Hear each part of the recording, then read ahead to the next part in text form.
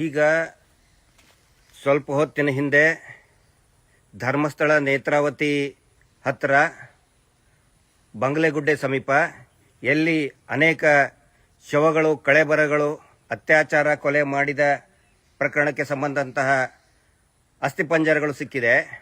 ಅದನ್ನು ವರದಿ ಮಾಡೋಕ್ಕೆ ಹೋದಂತಹ SITಯಿಂದ ಕಾರ್ಯಾಚರಣೆ ಆಗ್ತಾ ಇದೆ. ಅದನ್ನು ವರದಿ ಮಾಡೋಕ್ಕೆ ಹೋದಂತಹ 3 ಜನ ಪ್ರಮುಖ ಮಾಧ್ಯಮದವರ ಮೇಲೆ, ಅದು ಕೂಡ್ಲಾ ರಾಂಪೇಜ್ ಅಭಿ ಅವ್ರ ಮೇಲೆ, ಯುನೈಟೆಡ್ ಮೀಡಿಯಾ ಅಭಿ ಅವ್ರ ಮೇಲೆ, ಸಂಚಾರಿ ಸ್ಟುಡಿಯೋ ಸಂತೋಷ್ ಅವ್ರ ಮೇಲೆ ಗಂಭೀರವಾಗಿ ಹಲ್ಲೆಯನ್ನು ಮಾಡಿದ್ದಾರೆ. ನಕಲಿ ದೇವಮಾನವವನ್ನು ಸಾಕಿದಂತಹ ರೌಡಿಗಳು.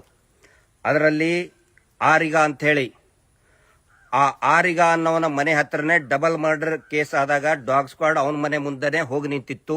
ಇವನೊಬ್ಬ ನೋಟೆಡ್ ರೌಡಿ, ಇವನೊಬ್ಬ ಸಾಕಿದಂತಹ ರೌಡಿ. ಅವನು ಹರ್ಷೇಂದ್ರ ಜೈನ್ ಆದೇಶದ ಮೇರೆಗೆ ಹೋಗಿ ಗಂಭೀರವಾಗಿ ಮಾಧ್ಯಮದವರ ಮೇಲೇನೆ ನೇರವಾಗಿ ಹಲ್ಲೆ ಮಾಡಿದ್ದಾರೆ. ಗಂಭೀರ ಗಾಯ ಆಗಿ ಅವರು ಈಗ ಆಸ್ಪತ್ರೆಯಿಂದ ಸೇರ್ಕೊಂಡಿದ್ದಾರೆ.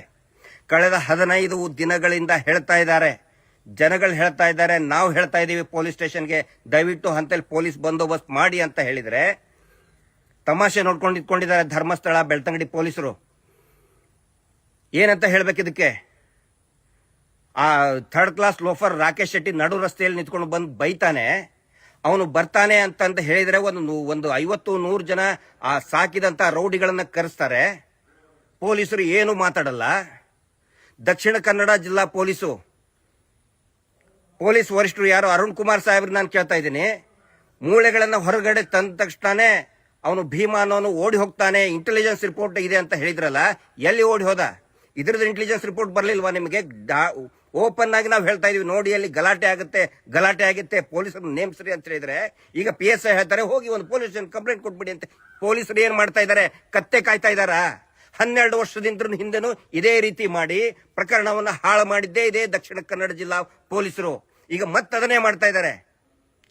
ಬಹಳ ಸ್ಪಷ್ಟವಾಗಿ ಕಾಣ್ತಾ ಇದೆ. ಇವತ್ತು ಮಧ್ಯಾಹ್ನ ಈ ಹಲ್ಲೆ ಮಾಡೋದಕ್ಕೆ ಪ್ರಮುಖ ಕಾರಣ ಅಂತ ಹೇಳಿದ್ರೆ, ಇವತ್ತು ಮಧ್ಯಾಹ್ನ ಮಾನ್ಯ ಕೋರ್ಟ್ನಲ್ಲಿ ಏನಾಗಿದೆ, ಇವ್ರು ಏನು ಈ ನಕಲಿ ದೇವಮಾನವನ ತಮ್ಮ ಹರ್ಷೇಂದ್ರ ಜೈನ್ ತಂದಿದ್ನಲ್ಲ, ಅವನ ಮೇಲೆ ಏನು ಮಾತಾಡಬಾರದು ಅಂತ ಹೇಳಿ ಆ ಸ್ಟೇ ಸಂಪೂರ್ಣವಾಗಿ ತೆರವುಗೊಳಿಸಿದೆ.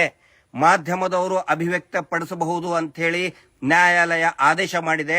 ಆ ಸಿಟ್ಟಿಟ್ಕೊಂಡು ಇವತ್ತು ನೇರವಾಗಿ ಮಾಧ್ಯಮದವ್ರನ್ನೇ ಹಲ್ಲೆ ಮಾಡಿದ್ದಾರೆ. ಇಷ್ಟೇ ಅಲ್ಲ, ಅಲ್ಲಿ ನೆರೆದಂತಹ ಅನೇಕ ಸ್ಟೇಟ್ ಚಾನೆಲ್, ನ್ಯಾಷನಲ್ ಚಾನೆಲ್, ಅಂತಾರಾಷ್ಟ್ರೀಯ ಮಟ್ಟದ ಚಾನೆಲ್ಗಳಿಗೂ ಕೂಡ ಕೆಟ್ಟದಾಗಿ ಬೈದಿದ್ದಾರೆ, ಹೊಲಸಾಗಿ ಬೈದಿದ್ದಾರೆ, ಹೊಡೆದಿದ್ದಾರೆ. ಅತ್ಯಂತ ಸ್ಪಷ್ಟವಾಗಿ ಕಾಣ್ತಾ ಇದೆ ಮಾಧ್ಯಮದವ್ರನ್ನ ಹೆದರಿಸೋ ಕೆಲಸ. ಆನಂತರ ಮೊನ್ನೆ ಅಲ್ಲಿ ಬಂದಂತರ ಯಾತ್ರಾರ್ಥಿಗಳ ಮೇಲೆ ಹಲ್ಲೆ ಮಾಡಿದ್ದಾರೆ. ಸೌಜನ್ಯಾಳಿಗೆ ನ್ಯಾಯ ಸಿಗಲಿ ಅಂತ ಬಂದಂತಹ ಧರ್ಮಸ್ಥಳ ಶ್ರೀ ಕ್ಷೇತ್ರದ ಭಕ್ತಾದಿಗಳ ಮೇಲೆ ಇದೇ ರೌಡಿಗಳು, ಇದೇ ಪುಡಾರಿಗಳು ಹಲ್ಲೆ ಮಾಡಿದ್ದಾರೆ. ಪೊಲೀಸರು ಏನು ಮಾಡ್ತಾ ಇಲ್ಲ, ಸುಮ್ಮನೆ ತೆಪ್ಪಿಗೆ ಕೂತ್ಕೊಂಡಿದ್ದಾರೆ.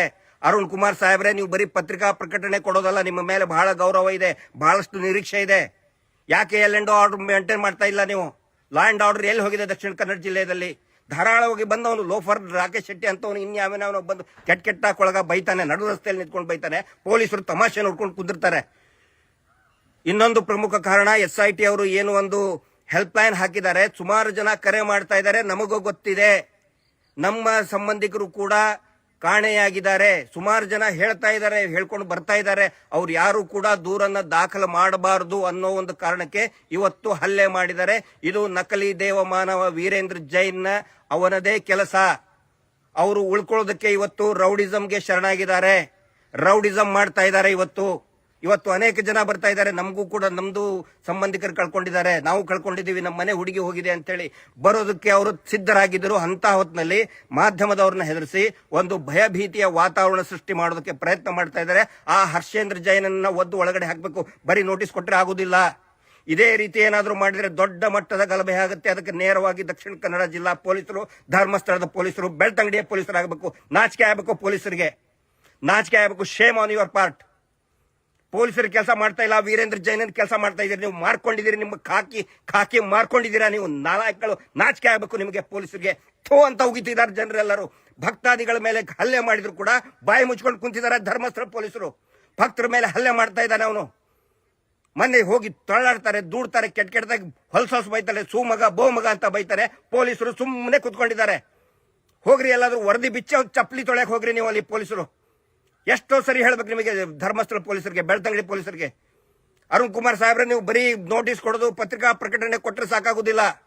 ಎಲ್ಲರನ್ನು ಕೂಡ ಹೆಡೆ ಮುರೆ ಕೊಟ್ಟು ಒದ್ದು ಒಳಗಡೆ ಹಾಕಿದ್ರೆ ಸರಿ. ಇಲ್ಲ ಅಂತಂದ್ರೆ ನೋಡಿ, ಭಕ್ತರ ಸಂಖ್ಯೆ, ಹೋರಾಟಗಾರರ ಸಂಖ್ಯೆ, ಜನಸಾಮಾನ್ಯರ ಸಂಖ್ಯೆ, ಕೋಟ್ಯಾಂತರ ಜನ ಬರ್ತಾರೆ. ಈಗ ಕೋಟ್ಯಾಂತರ ಜನ ಬರ್ತಾರೆ. ನೀವೇ ಕಾರಣ, ಪೊಲೀಸರೇ ಕಾರಣ. ಏನಾದ್ರೂ ಆಗ್ಬೇಕು, ಹೆಚ್ಚು ಕಡಿಮೆ ಜೀವಕ್ಕೆ ಅಪಾಯ ಆಗ್ಬೇಕು, ನೀವೇ ಪೊಲೀಸರ ಕಾರಣ. ಹರ್ಷೇಂದ್ರನ್ ಒದ್ದು ಕರ್ಕೊಂಡು ನಾವೇ ಒದ್ದು ಹೊರಗೆ ಹಾಕ್ತೀವನ್ನ ಥೂ ಲೋಫರ್ ನನ್ನ ಮಕ್ಕಳು. ದೇವಸ್ಥಾನ ನಡೆಸ್ತಾರಂತೆ ಬೇವರ್ಸಿಗಳು. ಅವ್ರನ್ನ ಅರೆಸ್ಟ್ ಮಾಡಲಿಲ್ಲ ಅಂತ ಹೇಳಿದ್ರೆ ನಾವು ಸುಮ್ಮನೆ ಕುತ್ಕೊಳ್ಳಲ್ಲ. ನಾನು ಬಹಳ ಖಡಕ್ ಆಗಿ ಹೇಳ್ತಾ ಇದ್ದೀನಿ, ಬರೀ ಮಾತು ಅಲ್ಲ, ನಮ್ಮ ತಾಳ್ಮೆಗೂ ಇತಿಮಿತಿ ಇದೆ. ನಮ್ಮ ತಾಳ್ಮೆಯನ್ನ ಕೆಣಕಬೇಡಿ, ಪರೀಕ್ಷೆ ಮಾಡಬೇಡಿ ಅನ್ನೋ ಮಾತು ಹೇಳ್ತಾ ಇದ್ದೀನಿ ನಾನು. ಆದಷ್ಟು ಬೇಗ ಇಮ್ಮಿಡಿಯೇಟ್ ಆಗಿ ಅವ್ರನ್ನ ಅರೆಸ್ಟ್ ಮಾಡಲಿಲ್ಲ ಅಂತ ಹೇಳಿದ್ರೆ ಆಗೋ ಪರಿಣಾಮಕ್ಕೆ ಪೊಲೀಸರೇ ನೇರ ಹೊಣೆ.